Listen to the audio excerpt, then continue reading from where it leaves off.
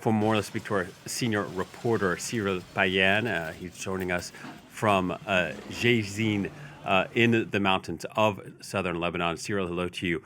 What more can you tell us about this 10-day ceasefire? Well, it started a very long night from the population in Beirut with shooting all the night from the southern suburb of Dahrieh, which is a Shiite-dominated area. So this is obviously a sign of a victory and a very strong statement from the Shiite parties of a victory over the ceasefire. But they were at the same time the Israeli aviation. We have been flying over the sky of Beirut for a long time during the night, during some very loud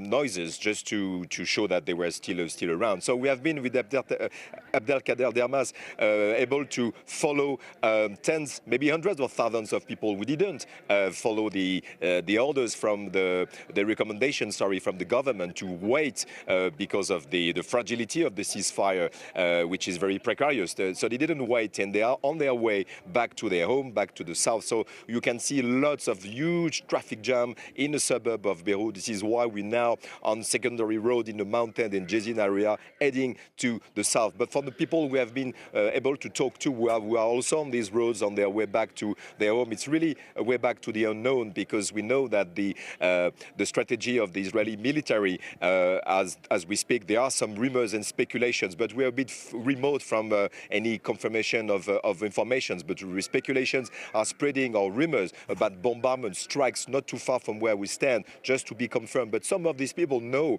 that thousands of Israeli soldiers are still positioned in very deep inside southern Lebanon, some in a buffer zone, some 10 kilometers, maybe more than 10 kilometers deep inside the country. So some of them knows they won't be able to even come back to their home, because their villages, their cities, it just simply doesn't exist. But many of them just choose to make their way back, because they can't stay laying on the tents in the streets of Beirut or wherever. So they want to come back home. But this is really a trip to the unknown, and it's really the mood here is all what is happening now in this country, in this part of the country, is extremely fragile. Yeah, and Cyril, just to underline that point you're making there, moments ago, Hezbollah said that their finger is on the trigger in case Israel violates the truce. We've seen images here at France 24, people making their way southwards on those coastal roads.